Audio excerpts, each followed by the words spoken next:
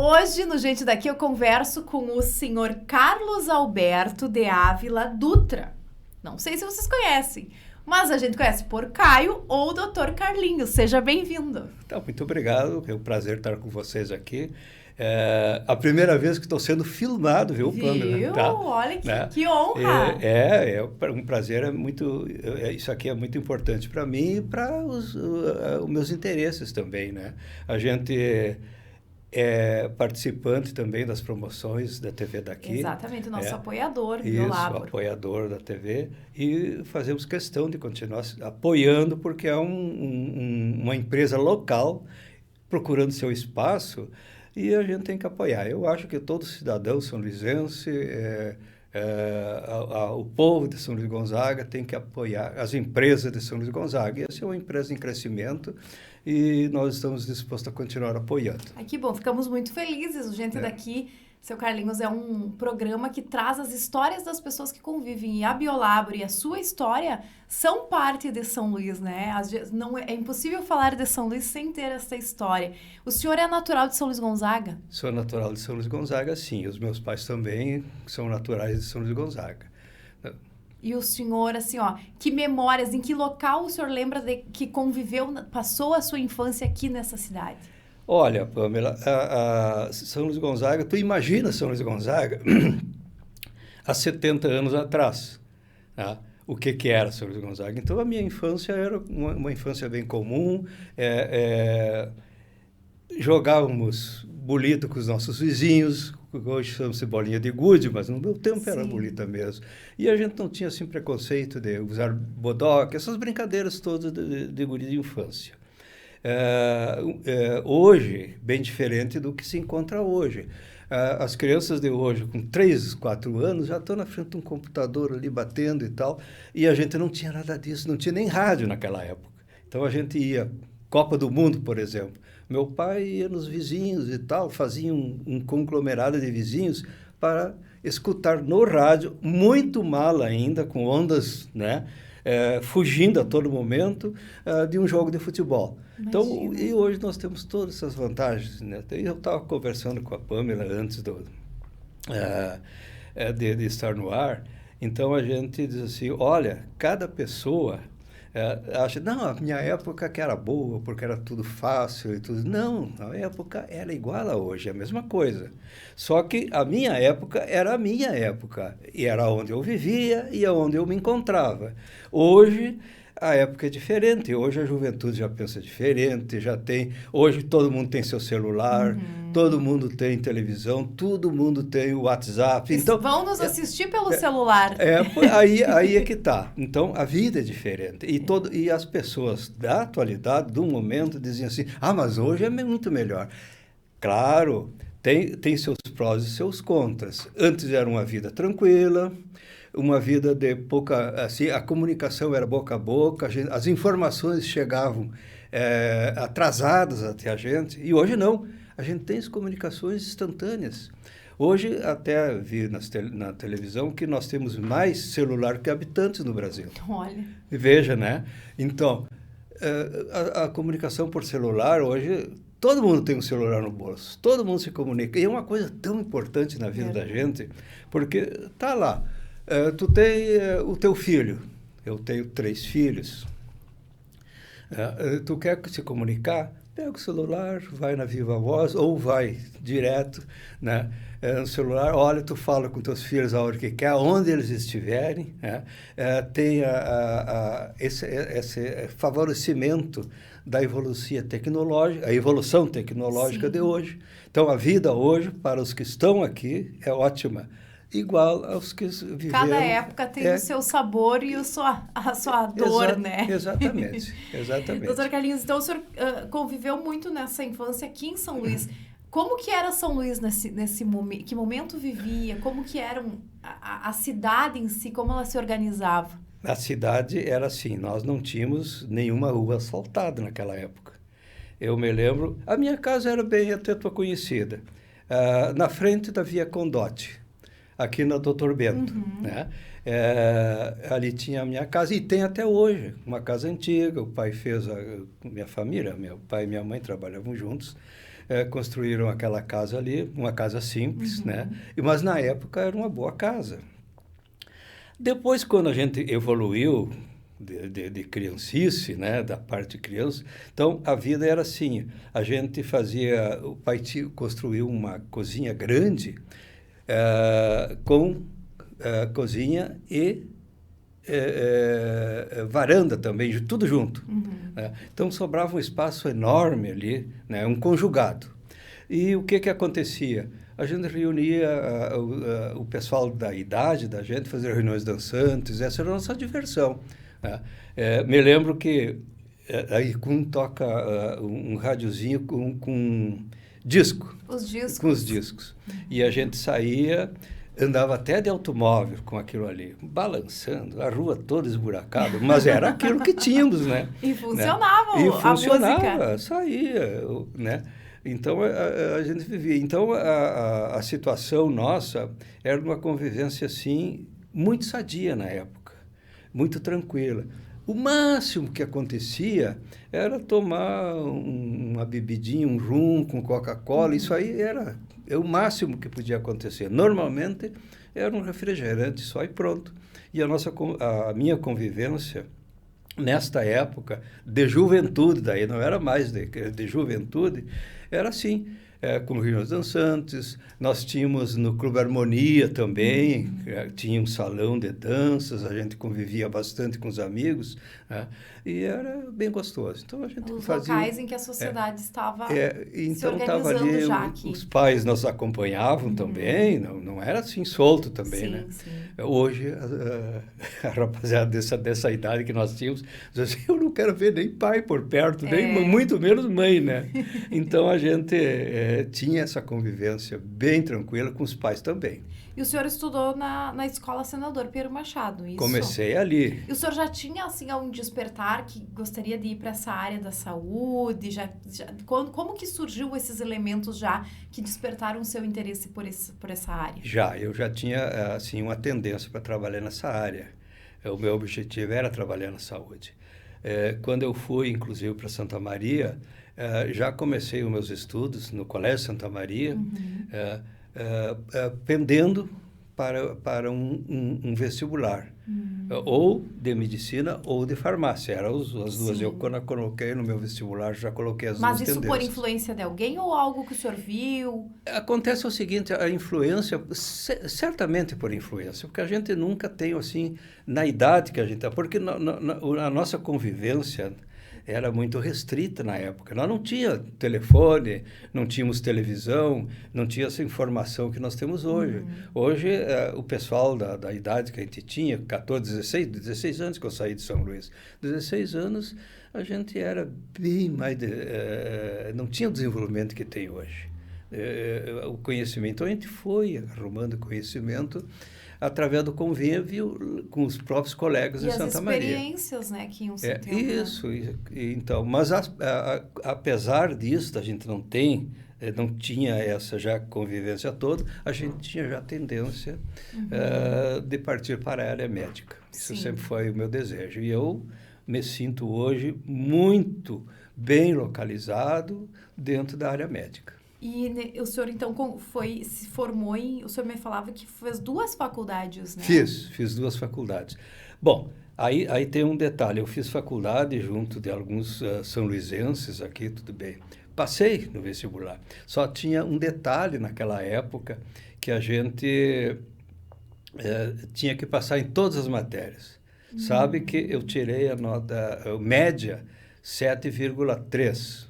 Precisava de 5. Olha. E eu não fui bem em português. Tu vê?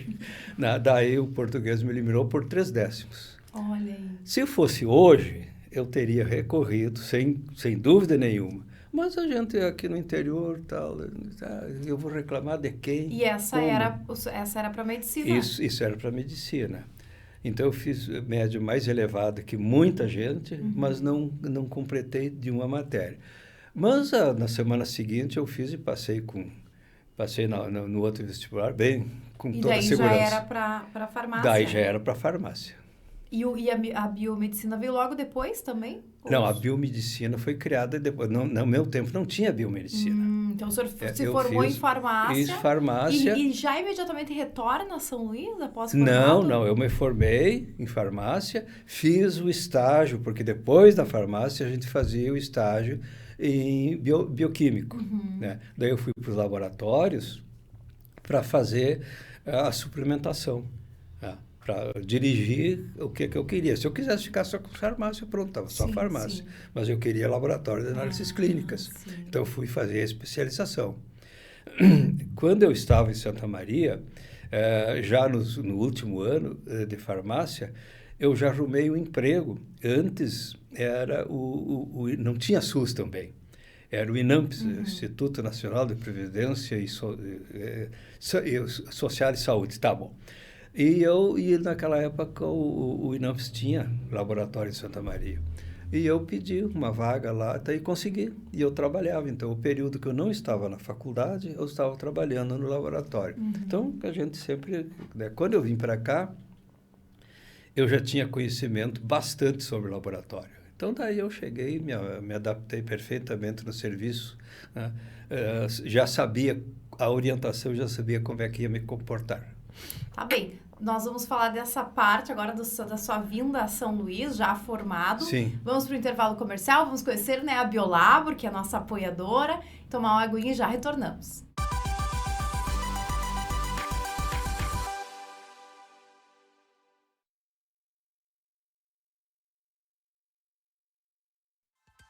Viacom, a internet que é daqui. Instalação e distribuição através de materiais de qualidade, promovendo uma rede de alto padrão. Atendimento personalizado de acordo com as demandas dos clientes.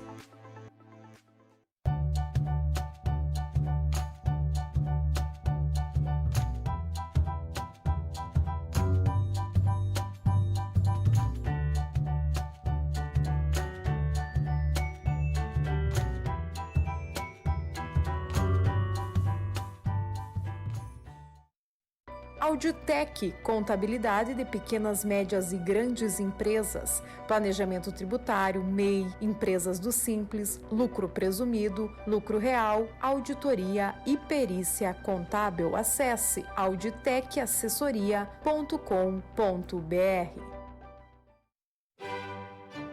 Jornal A Notícia, o jornal semanal de São Luís Gonzaga e região. Acesse também o jornal digital anoticia.com e fique atento às notícias de nossa cidade e região.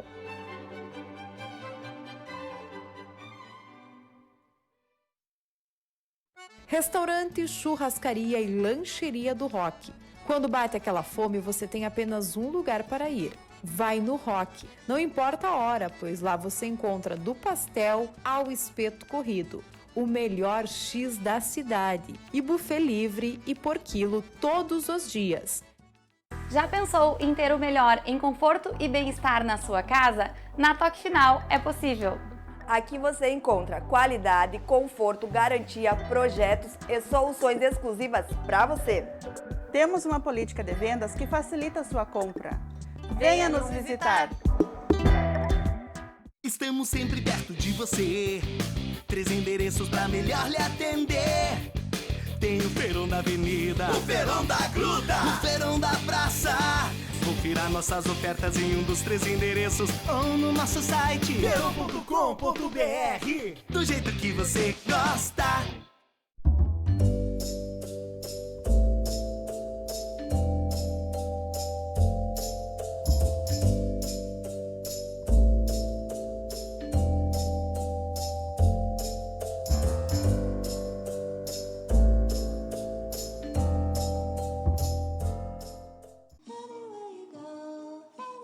Hotel IP. Você que vem a São Luís a trabalho, passeio, ou até mesmo você daqui de São Luís que quer sair da rotina, faça já a sua reserva no Hotel IP, pois o seu conforto é nossa responsabilidade.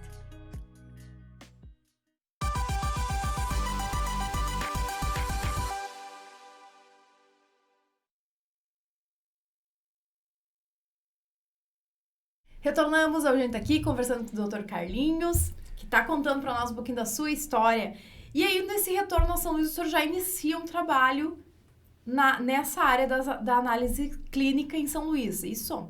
Isso, lá no hospital. Não era na mesma sala que nós estamos hoje, é uma sala bem menor, né? Mas dentro do hospital. Nós começamos lá. Eu cheguei aqui, me formei em 69, em Santa Maria, e em 70 já comecei a trabalhar aqui em São Luís Gonzaga. 71 já me casei. Né? E o senhor conheceu a sua esposa em São Luís? A Nina Rosa. O senhor já conhecia ela antes já ou conhecia, nós já éramos namorados. Ela participou comigo da formatura. Desde da cerimônia de formatura, baile de formatura, ela estava participando. Mas aí ela ficou morando em São Luís enquanto o senhor estudava? Não, eu casei em Santo Ângelo. Os pais dela moravam já em Santo Ângelo na época. Ela morou em São Luís. Mas eu tenho que perguntar como é que se conheceram. Nós nos conhecemos no Carnaval em São Luís. Olha! A gente já, na realidade, a gente já se conhecia. Só que a gente namorou mesmo, né, no tempo de Carnaval. E sabe que nós ficamos 7 anos namorando. Olha! É porque eu saí daqui muito novo e daí naquela época a gente não tinha telefone, né? Assim, então a gente namorava por carta. Olha! Que legal, né? Então a gente todas as semanas, às vezes mais de uma vez por semana, uma cartinha e voltava, então a gente estava namorando assim. Depois, quando eu cheguei aqui, a gente já passaram-se todo o tempo de formatura, especialização que a gente fez. Então, daí nós não morávamos juntos, porque não era permitido.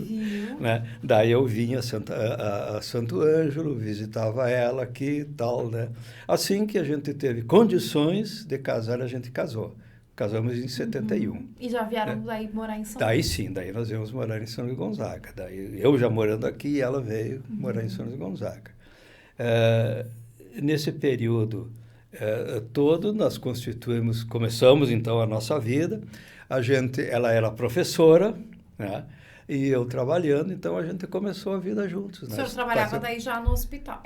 Mas o senhor trabalhava no laboratório que era do hospital, que né? Era do hospital na época. Depois, mais tarde, quando o hospital não quis conservar o laboratório, o Pedro já não estava mais aqui. Né? Eu tinha assumido sozinho. Daí me perguntaram, Carlinhos, tu quer ficar com o laboratório? Se não quiser, nós vamos fazer uma concorrência. Alguém vai assumir. Eu digo, fico sim, claro. Vou ficar com o laboratório. Daí fiquei. Daí comecei a... E o senhor está no mesmo lugar agora, lá há 53 anos, o senhor me disse? Há 53 anos. 53 anos. Tenho uma vida inteira. Né? Por isso que eu tenho, assim, uma afeição muito grande pelo hospital, inclusive. Quero depois, Pamela, quero pedir um espacinho para a gente... pedir ao nosso povo que apoie o hospital, né? Porque às vezes o hospital nosso é um hospital que o pessoal tem que compreender que não é do prefeito, não é da administração, o hospital é do povo, né? Então isso eu quero falar mais tarde. Mas, de qualquer maneira, a gente casou, trabalhamos muito, porque nenhum de nós era de família abastada, então a gente teve que trabalhar e construir a nossa vida, né? Juntos. Tudo. E como que, doutor Carlinhos, era a questão da análise clínica naquele período? O senhor vê muita diferença? Muita. Nesse período, assim, de tempo? Quando eu cheguei aqui, a gente fazia os reativos. A gente chegava a glicose e ureia, a gente tinha uma balancinha de precisão e a gente comprava sais, então fazia os reativos que a gente ia usar. Era um trabalho danado. Mas o serviço também não era tão envolvente quanto hoje. Mais tarde, então, começou a haver, por exigência, inclusive, da vigilância sanitária, a criação dos kits. Facilitou muito a vida. A gente então vem industrializado. A gente compra os kits com padrão de qualidade e tal. Antes era bem mais manual, então. Muito manual. Era só manual. Né? E depois começou a vir. E mais tarde, a gente começou a aperfeiçoar a medicina, o laboratório naquela época. A gente não tinha, assim, uma segurança muito grande nos exames, apesar de que a gente se esforçava bastante para fazer as coisas. Quando começou a haver a existência desses kits já padronizados, aumentou muito. E nos últimos anos, eu faço assim um cálculo, nos últimos 11 anos, a evolução do laboratório, tanto em kits, padrão de qualidade, tanto em equipamentos, foi uma coisa extraordinária. E também a questão do computador, né? Que antes vocês não Exatamente, trabalhavam com computadores. tudo era manual, tudo era, os resultados, os laudos eram na máquina de escrever. E demorava-se muito mais tempo o resultado. Mas, bom, o resultado até não demorava tanto, porque a gente fazia tudo no dia, né? Não tinha tanto serviço assim. Porém, era tudo manual, né? Tudo manual. Então, a dificuldade era maior também e a dedicação praticamente exclusiva em cima daquilo. Tinha que ter muito cuidado. Muito cuidado, dependia muito de quem estava fazendo os reativos e do cuidado que tinha que fazer. Hoje também depende, evidentemente, porque não adianta, nós temos assim fases no laboratório, que tem a fase pré-analítica, depois a distribuição de material, a conferência de material, mas a fase pré-analítica é onde tu está coletando o sangue e está botando os anticoagulantes necessários, os tubos necessários para ativar a coagulação e depois a centrifugação. Isso é mais importante. Porque se tu chegar no laboratório, eu tenho um aparelho de primeira geração, tá bom, ótimo aparelho, mas o aparelho vai te dar o resultado de acordo com a amostra que ele recebeu. É um computador, né? Agora, se tu receber uma amostra errada, ele vai te dar um resultado errado. Então, a fase pré-analítica é a mais importante dos laboratórios. É a coleta de material, depois a distribuição e a conferência do material, se está tudo certo, isso é importantíssimo. Então, nós temos um rigor extremo em cima disso. E vocês têm uma equipe bem completa, Tem né? que ter uma equipe muito bem treinada para fazer todos esses... E acontece que nós somos um laboratório que evoluímos muito nesses quesitos de qualidade. Hoje, nós somos um laboratório acreditado, que é um passo além do PNCQ. E isso exige da gente que tenha uma equipe especializada só na conferência e só na distribuição do material para realmente ter a qualidade no resultado dos exames. Não se pode fazer um trabalho dobrado, tem que ser especializado naquele segmento. Um trabalho muito criterioso. E é onde entra nós, entra o Gustavo, entra eu, né? Que a gente está ali, nós não estamos fazendo coleta, nós estamos instruindo o pessoal, constituindo uma equipe capacitada, mesmo, né? E depois a gente tem a obrigação de estar conferindo tudo que é feito ali, como é feito, como a coleta e como a gente vai distribuir e conduzir para a fase analítica propriamente dita. E vocês trabalham ali dentro do hospital e também o senhor tem o outro local. O outro laboratório. E esse outro laboratório veio como? Que momento, que fase da sua Nós temos ali, numa fase, inicialmente, eu tinha uma sala lá no centro médico. Aliás, centro clínico, na realidade, né? Eu ajudei a construir aquele prédio onde está o centro clínico. Isso aqui foi uma ideia que eu troquei com os outros e construímos lá. Comecei, inclusive, a estrutura de todo aquele prédio e tinha uma sala lá. Daí, quando chegou o doutor José Renato, ele queria uma sala. Daí, Carlinhos não quer vender a sala. Eu digo, olha, eu não tenho por que vender, eu tinha um posto de coleta lá. Nisso, apareceu ali na frente do laboratório, tinha uma churrascaria. E o rapaz, eu vou me embora. Até eu acho que foi para Santa Maria mesmo. E vou botar à venda. Daí eu olhei, tu vai botar à venda isso aí? Vou. Cheguei e falei com ele. Quanto é que você quer por isso? Tá. Falei com o Zé Renato. Doutor, está chegando aqui, precisa de uma sala. Acertamos toda a negociação e eu troquei a sala por onde eu tenho o laboratório hoje. Ficou muito mais próximo da sua... Bem próximo e aonde eu pude ampliar o prédio. Cabe ressaltar que eu recebi uma ajuda muito grande do engenheiro, do Hugo, que me ajudou a fazer aquilo ali. Daí eu digo, olha, Hugo, eu tenho essa parte, quero ampliar o serviço, construir em cima, quero um projeto, construir em cima mais uma peça. Mas não tenho dinheiro. Como que faz? Diz ele assim, mas e daí como é que não sei, vamos dar um jeito, vamos estudar o que nós vamos fazer. Daí ele disse, eu me lembro bem que ele disse, eu vi situações piores que essa, vamos tocar, vamos ver até onde vai dar. Daí consegui um empréstimo na Unicred, né? E nós construímos e fomos construindo e deu aquele prédio ali. E foi, claro, demorou 2 anos para fazer aquilo ali, mas de qualquer maneira construímos um prédio próprio onde nós instalamos há 6 anos atrás, porque agora já fazem, 7 anos já, que eu inaugurei ali. Na realidade, ali é a sede do Biolabro, né? Ali é a sede. Ali é a sede do Biolabro. Então, a gente construiu, fizemos toda a sede ali e eu atendo o hospital também. Não parei de atender nunca o hospital, né? Mas aos poucos foi construindo assim. Hoje nós estamos aquilo ali. E estamos agora, nós temos a parte interna, não sei se você conhece. Conheço, né? eu sempre vou lá fazer meus exames. Meus exames, né? Então, Pamela, a gente construiu, fomos aperfeiçoando e agora temos fazendo uma outra área no piso de cima, né? Para ampliar o serviço. Então, a gente está sempre assim procurando fazer um serviço de qualidade, que é o nosso propósito, sempre foi isso, e ampliar cada vez mais. Esse é o nosso objetivo, sempre foi esse. E vocês têm ponto de coletas na região também? Temos ponto de coleta. Atualmente nós temos em Bossoroca, Santo Antônio e em São Nicolau nós temos um laboratório lá. Olha. Não é só posto de coleta, é um laboratório também em São Nicolau. Nós tínhamos em Pirapó e acabamos fechando por outros interesses, né?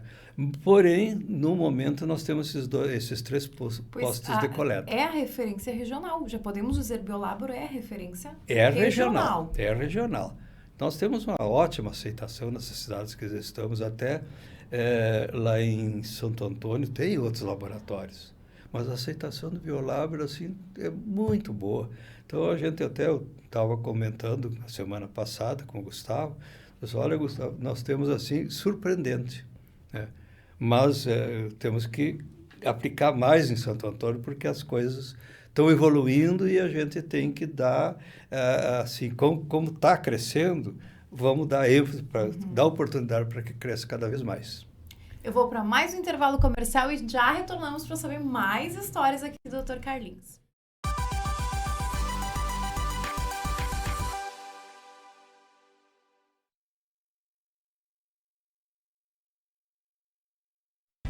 CFC Cadore. Aqui você faz a sua primeira habilitação, renovação e mudança de categoria.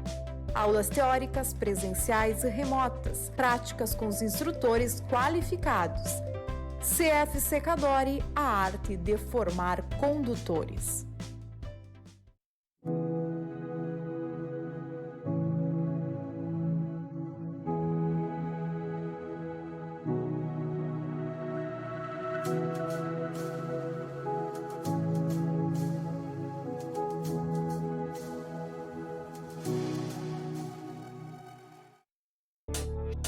O time da Mani Esporte de São Luís Gonzaga está em parceria mais uma vez com a TV daqui para trazer para você, cliente e torcedor, o nosso melhor. Aguardamos você e também o seu contato através das nossas redes sociais e WhatsApp. Mani Esporte, Pratique essa ideia! Olá pessoal de São Luís Gonzaga e região, eu sou a Janaína, aqui do Mercadão dos Óculos, gerente. Queria anunciar para vocês a nossa promoção dos óculos solares. O que seria Liquida Verão? São óculos com 20% de desconto à vista e 15% no cartão até 3 vezes sem juros. Aguardo vocês, bora garantir! Odonto Excellence, conquiste o seu melhor sorriso. A clínica odontológica conta com serviços de clínico geral, endodontia, ortodontia, implantodontia, próteses, facetas e lentes de contato. Venha para a Odonto Excellence transformar o seu sorriso.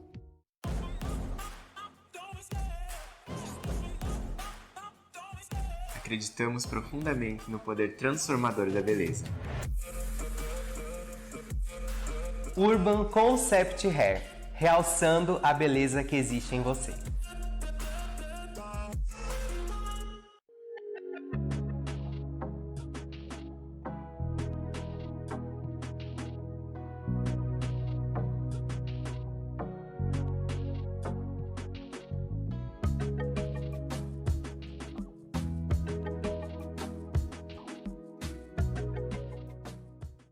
E se existisse um jeito mais humano de cuidar da sua vida financeira? Daqueles que você escolhe entre a tecnologia e o atendimento olho no olho. No Sicredi, o atendimento é próximo, com soluções financeiras ideais para a sua vida. Porque aqui você é sócio da cooperativa. E os resultados financeiros são reinvestidos na sua região, impulsionando a economia local. Venha para o Sicredi, onde o dinheiro rende um mundo melhor.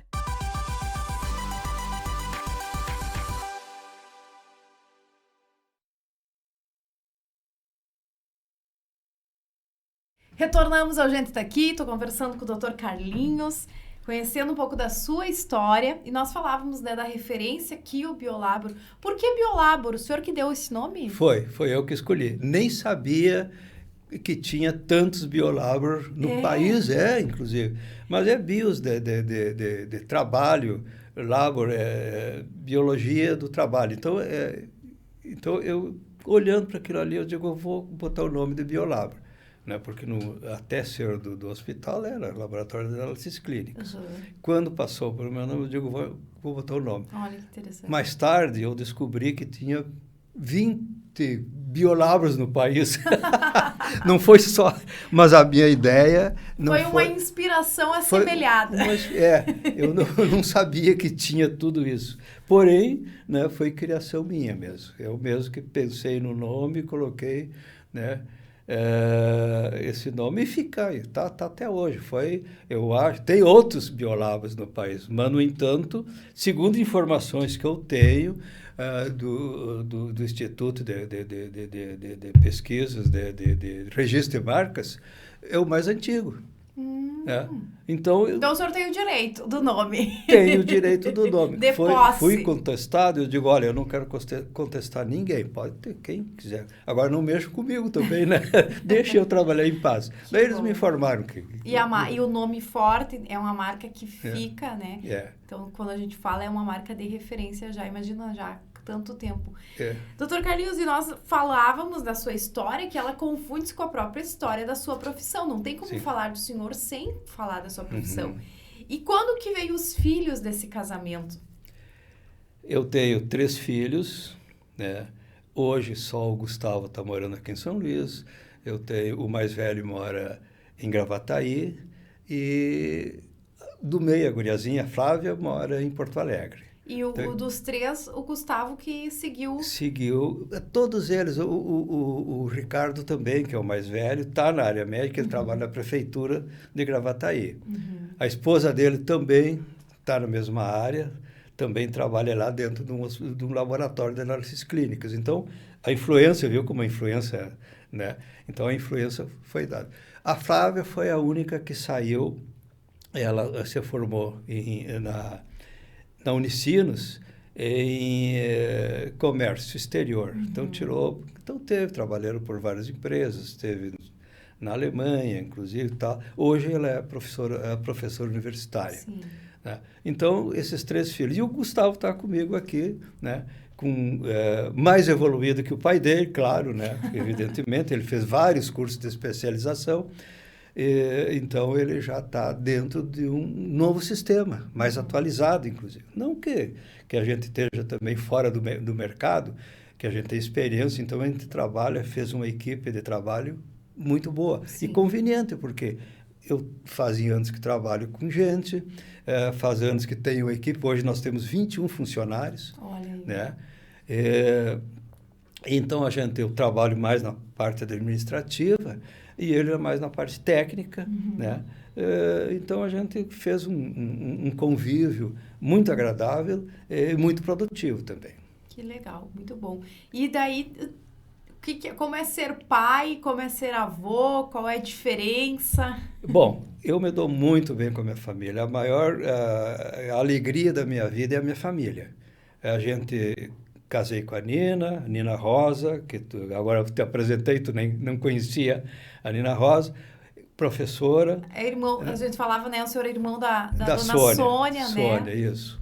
Então, cada um de nós trabalhou bastante, a vida, no começo, nada é fácil, a gente tem que trabalhar bastante, até que chegamos a uma posição atual de um certo conforto, né? A gente tem uma vida confortável, né? Estamos assim com a idade que a gente está, nós dois estamos aposentados, mas continuamos, eu continuo pelo menos trabalhando e não pretendo parar de trabalhar, porque eu não vejo maneiras de eu ficar em casa, né? Imagina, eu trabalhei a vida toda, gosto do que faço, fica em casa fazendo o quê? E o senhor trabalha com o horário certinho ou agora está se dando luxo? É mais flexível, claro. O meu horário é mais flexível. Eu vou deixar para o Gustavo que ele faça os horários mais certos. Eu sou mais flexível. Porém, vou de manhã e de tarde. Vou sempre no laboratório. Estou sempre lá junto do pessoal todo, dando a minha opinião também, passando meus conhecimentos para os mais novos. E eles estão absorvendo, nós formamos uma equipe muito boa. A minha família...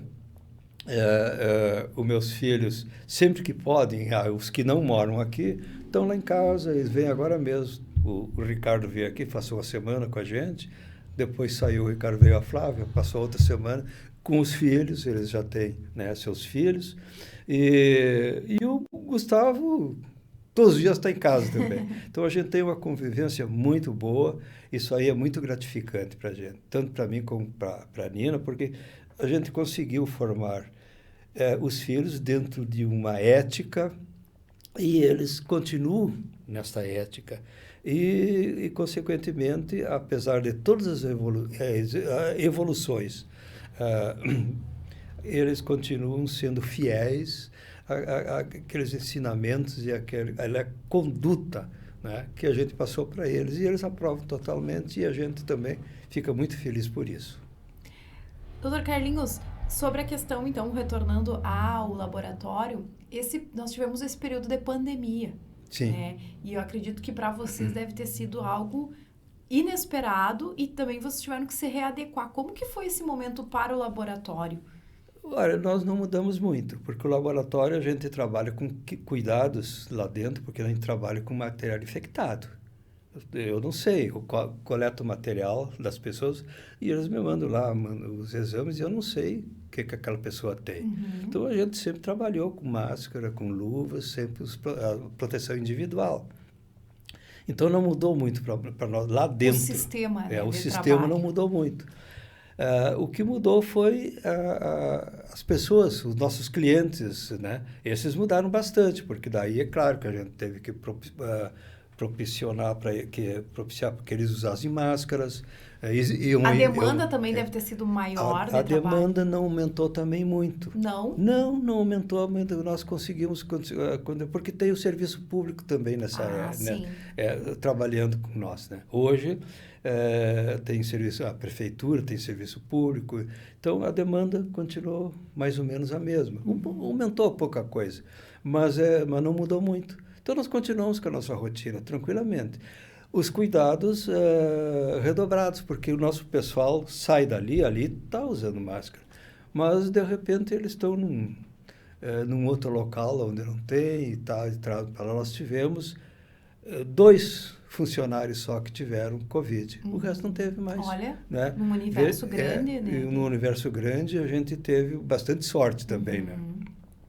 Porque eles não viveram só dentro do laboratório.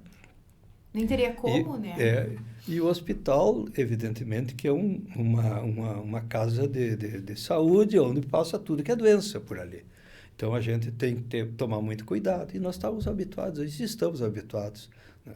Então, esse Covid não mudou muito para nós. Mudou, assim, no relacionamento nosso. Porque, veja bem, fomos obrigados a ficar em casa, a maioria das pessoas. Tu fica em casa. Se não tivesse o celular, a gente ia falar que jeito com os outros. É verdade. Veja bem, né? Então, e a gente, então, começou a se acomodar. E as pessoas, muita gente, agora a gente está saindo de novo, mas muita gente ficou em casa e disse, eu não vou lá no vizinho, não vou no meu compadre, não vou no meu amigo. E o amigo também diz, mas será que não vão trazer Covid para a gente? Então, ficou uma situação muito difícil. E essa convivência é o que nos preocupou mais. Não foi o trabalho, foi a convivência. Foi a convivência com as pessoas. E vocês também como parte do hospital, né? Então, estavam ali. E o senhor falava da questão do Hospital de São Luís Gonzaga. Eu gostaria que o senhor falasse para nós, então, a sua percepção com relação a essa casa que está ali, né? Que é da comunidade. Bom, atualmente, nós estamos passando por uma crise. Eu acho que as pessoas estão também passando por crise. Assim, as pessoas nem sabem mais aonde que estão, as mudanças são muito grandes. Hoje, como nós estávamos falando anteriormente, se a gente chamar alguém pelo apelido, se ofendem. A gente não pode, qualquer coisinha é racismo. A gente não tem intenção. Nunca foi racista. Não é que eu vou dizer que não existe. Existe sim racismo. Mas é muito mais ampliado isso aqui do que na realidade existe. Como eu lhe perguntei, né? Posso lhe chamar de Dr. Carlinhos? Se eu chamar Carlos Alberto, talvez as pessoas não saibam que é o senhor, Exatamente. Né? Então a gente não se incomoda com isso. Nós, né? Nunca nos incomodamos com isso. Mas hoje a gente tem que cuidar até as palavras que diz.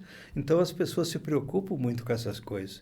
E dentro do hospital, o que acontece? Tudo o que acontece lá dentro sai para fora. Que vocês que trabalham na área de publicação, de imprensa, tudo o que pode fazer 1000 coisas boas. Uma coisa é aquilo que chama atenção, errada. E no hospital não tem como tu tratar de todas as pessoas e fazer todo mundo. Chega uma pessoa numa fase final de câncer, o que tu vai fazer? Então a gente encaminha, daí os outros dizem, olha, não tenho mais nada o que fazer e tal. Essa pessoa acaba falecendo e não, mas o hospital não deu a atenção necessária, não fez isso, não fez aquilo. Mas o hospital deu toda a atenção necessária, só que aquela pessoa não tinha como sobreviver. É lamentável, claro que é lamentável. A perda de uma pessoa querida, de um familiar, é tudo doloroso. Só que o hospital não vai, salva inúmeras vidas. Só que lá uma ou outra vai acontecer que não vai conseguir salvar, né? Os médicos, né? Também nesse caso.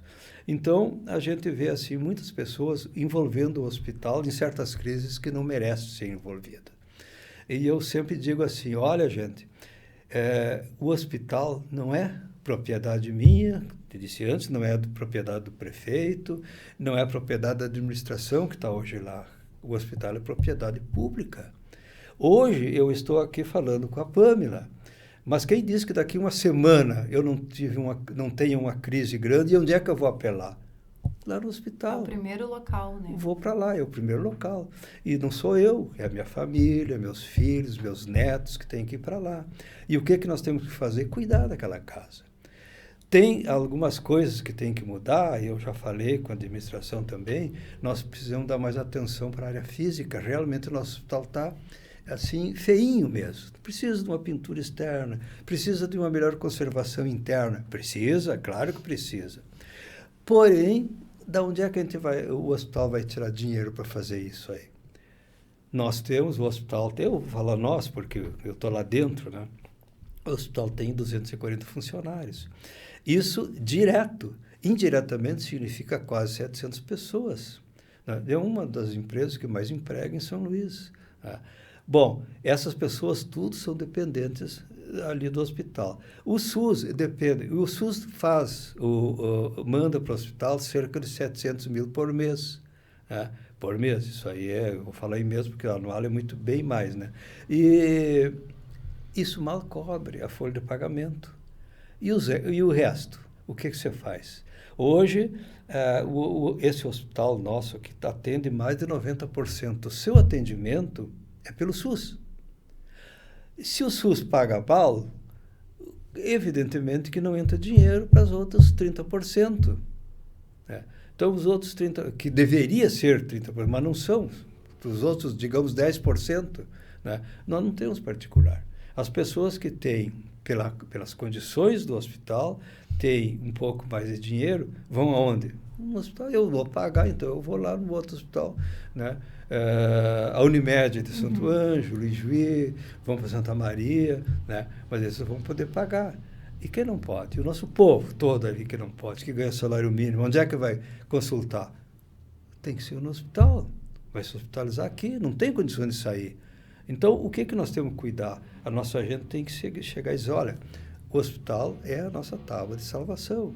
E nós temos que cuidar disso como uma propriedade nossa. Nós temos que abraçar o hospital. Coisas assim que acontecem lá, que não deveriam acontecer, mas não coisas mal intencionadas, por falta de dinheiro, só por isso, né? Administrativo, isso tem que ser, então vamos saber, vamos ver o que está acontecendo lá, isso é normal que as pessoas saibam. E se precisar de dinheiro, não vou dizer que as pessoas metam a mão no bolso, não é isso aí. Nós precisamos de arrumar pessoas que tragam de dinheiro de fora. Câmara de Vereadores, prefeito da região, que ajudam muito, através do Consórcio Intermunicipal de Saúde, os prefeitos, mas tem a condição de trazer deputados, senadores, governo do Estado, até mesmo o Ministério da Saúde, né, trazer aqui em São Luís e angariar recursos, né, porque a população também não é responsável financeiramente por aquilo ali, claro que não, mas Ministério da Saúde e governo estadual, Secretaria Estadual de Saúde, teria a obrigação de manter a Casa de Saúde financeiramente, né, adequada para as suas necessidades. O papel do povo nesse sentido de buscar que as pessoas que estão nos lugares estratégicos façam alguma coisa. Esse trabalho. Exato. E também entender que eles vão precisar, todos inevitavelmente, até alguém que tenha plano, o emergencial vai ser ali. Vai ser ali. Depois tu pode ter. Então nós temos que achar uma maneira de apoiar e dar, dar sentido àquelas pessoas que estão lá dentro trabalhando para manter a casa, né? Como até a própria intervenção da prefeitura, ajudar o prefeito, afinal de contas, mas não dizer, eu vou contribuir, não posso contribuir, não é isso que a gente quer. A gente quer que as pessoas dêem apoio moral, né? É um apoio físico, assim, é um apoio sentimental, né? Quem sabe até pela Casa de Saúde que nós temos aqui, porque é nosso, na realidade é do povo. E o povo tem que atuar, nós temos que chegar lá e dizer, olha, o hospital precisa. Então nós vamos estar, eu conheço lá o deputado fulano de tal, vamos lá, então já traz o deputado. Tem mais uma coisa que eu quero deixar bem acentuado. Tu traz o deputado de lá, fulano de tal, lá tá. Chega aqui e olha, mas e a população onde é que está? Está ajudando? Não está. Está presente? Não está. Eu disse, mas eu também vou me afastar daqui também. Uma coisa chama a outra.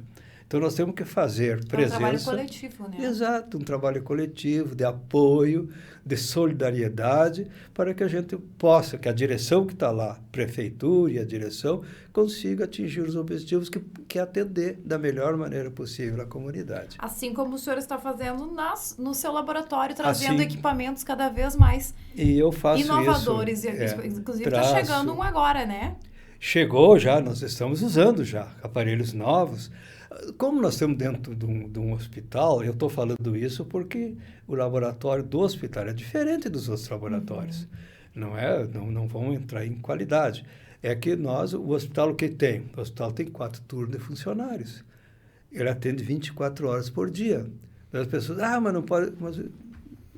por isso que tem tantos funcionários. O laboratório é a mesma coisa. O laboratório fica atendendo 24 horas por dia, junto do hospital. Nós temos, assim, 5 biomédicos. Por que nós temos tudo isso? Nós temos, na realidade, 6 biomédicos, só que um está deslocado para a administração. Mas nós temos 5 que fazem plantões. Então, nós atendemos de noite, hoje agora tem gente lá trabalhando, sábado, domingo e feriados, nós estamos sempre lá e sempre tem gente trabalhando. De segunda a segunda. Essa gente tem, além do salário, claro, a reposição por horas extras, né? Noturno, essas coisas todas. Então, o nosso gasto, e assim com o hospital, é a mesma coisa, com funcionários, com trabalhadores, no meu caso, colaboradores, que nós somos todos colegas, né?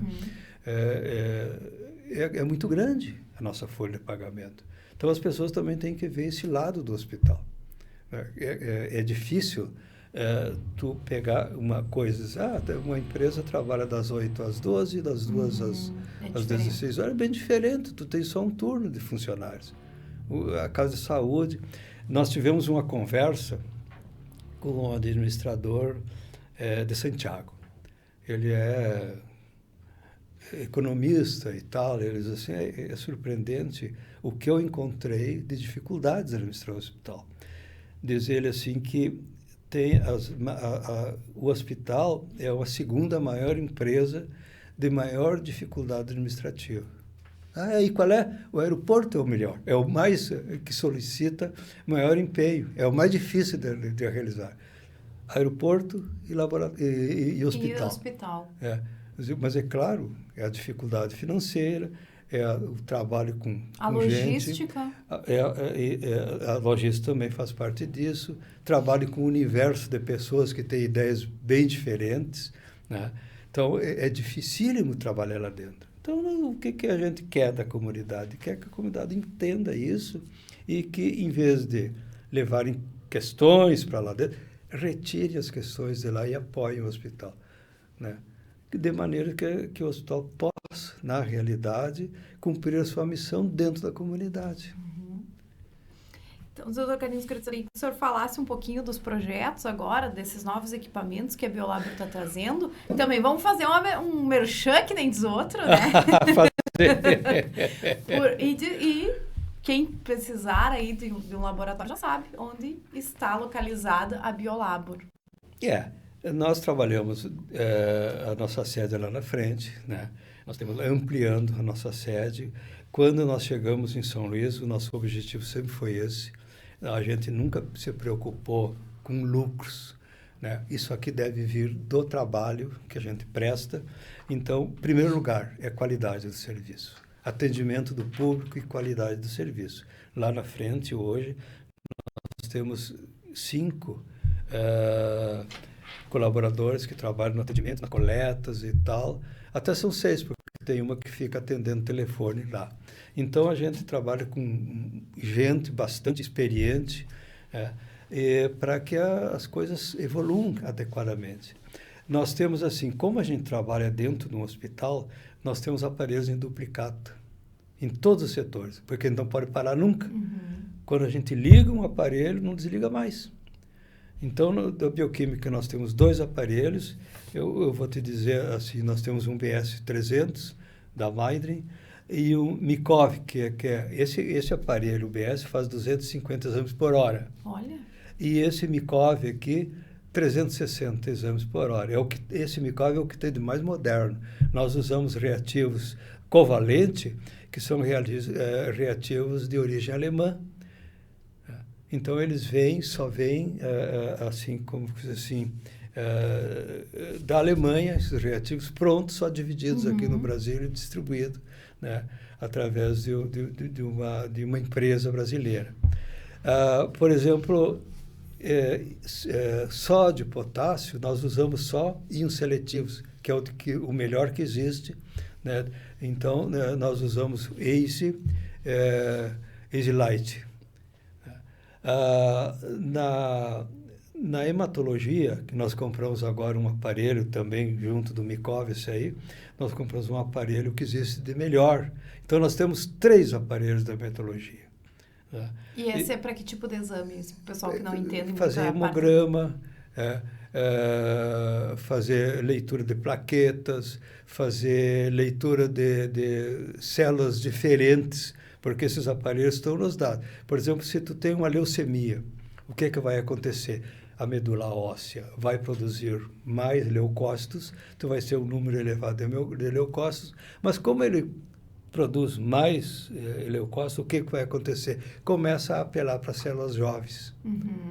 Então, esses aparelhos identificam células jovens, né? E a gente identifica uma leucemia com mais credibilidade, com mais eficiência. Sim. Né? Então, a função desses aparelhos atualizados são esses. Não quer dizer que a gente não vai levar para o microscópio e verificar se o aparelho está realmente nos dando. Mas sempre que aparecer alguma coisa diferente, a gente vai para o microscópio e confere, né? Vê se está a contagem de plaquetas, vê a contagem de reticulócitos, está certo. Né? Reticulócitos são hemácias jovens, né? Que também, quando existe uma formação ou uma queda de produção de hemácias, que é produzida na medula óssea, então esses reticulócitos tendem diminuir ou aumentar, né? De acordo com a necessidade do organismo. Plaquetas também indicam um fator de coagulação, né? As pessoas nós temos no fator de coagulação, nós temos também o Ferbitimer, que é um aparelho da Siemens, né? Que trabalha exclusivamente com coagulação sanguínea. Até na urina nós temos automação, até urina, porque na maioria dos urina, mas nós damos especial atenção para a urina. Sim. É muito, a cor da urina já identifica. E isso, o Clinitec, para analisar a urina, tudo por fotocélula. Então, nós eliminamos o olho humano, que pode ser influenciado por qualquer coisa. Então, nós eliminamos também. Está todo informatizado, todo informatizado. É um laboratório assim. E as pessoas têm acesso também a seus exames de forma online. Tem acesso de forma online. Vocês têm o aplicativo também, tem o aplicativo, né, as pessoas podem marcar horário para ir lá, fazer coleta a hora que quiserem. Nós coletamos o dia inteiro. Desde que não precise. Por exemplo, uma dosagem... Não precisa jejum. Exatamente. Uma dosagem de glicose necessita no mínimo 8 horas de jejum, porque é influenciável, né? E uma das coisas que a gente bate muito é que os exames de segunda-feira, as pessoas às vezes comem um excessozinho domingo, tomam uma cervejinha, né? Um docinho. Ou um vinhozinho. Aí vai fazer exame no outro dia, tá alterado. Daí a gente chega na hora de fazer a triagem, diz, mas olha, chamamos. Repita de novo esse exame, faz favor, porque a gente... Né? Não, mas eu tomei só um copinho de vinho. Tá. Daí a gente começa a conversar. Assim, mas o senhor não... fizemos um churrasquinho lá. Vai se entregando. Aí o churrasquinho... Tá. Pois mas daí a gente repetiu o vinhozinho. então volta. Já fica a dica aí, ó. Segunda-feira não é um bom dia. Se não tá na urgência... Pode ser um bom dia desde que haja a preparação necessária. Não pode exagerar, né? Fica a dica aí, ó. Fica a dica. No outro dia, depois de jogo de Grêmio Internacional... Não, aquele do Inter não. Aquele que o pessoal foi até os pênaltis lá. Exatamente. Tá mais tarde, eu vou tomar mais uma cervejinha, vou tomar mais um vinhozinho. Cancelado o exame no outro dia. No outro dia, claro, que só pela tensão de ficar ali naquele resultado. Doutor Carlinhos, quero agradecer a sua participação. Até tinha uma pergunta que nós estávamos lendo ali que chamou a sua atenção, né? Quem sou, que eu coloco sempre. Exatamente. Mas é uma reflexão que eu sempre faço com o entrevistado. Eu acho que ao longo da entrevista a gente consegue refletir um pouquinho da história. E eu queria que o senhor deixasse uma mensagem sobre esses anos de convivência em São Luís, sobre a sua profissão, o que o senhor pensa, assim, como gestor também é importante, porque muitas pessoas... às vezes tem medo de iniciar um negócio ou estão no negócio com dificuldade, mas olha aí, o senhor está há 53 anos na área, né? Deve ter passado por muitos momentos, então eu gostaria que o senhor falasse. Passamos sim, a gente passou por momentos bem difíceis, né? Porque nem sempre o planejamento, quando a gente sai de uma faculdade, a gente não aprende a planejar o negócio. Então, o que acontece? A gente vai planejando o negócio com o tempo. Desculpe, E, então, daí a gente vai aprendendo. Olha, o planejamento tem que ser feito. Então, falta de planejamento num negócio é muito importante. Assim, intervém diretamente na produção do negócio. Às vezes as pessoas eu tenho a boa intenção, mas não é só a boa intenção. Tem que ter a parte técnica para te poder... E a parte técnica, eu me refiro, não é só de laboratório, é planejamento de empresa. Então, o laboratório também não foge disso. Nós temos que ter um planejamento para trabalhar em cima disso. E outra parte importante é a persistência.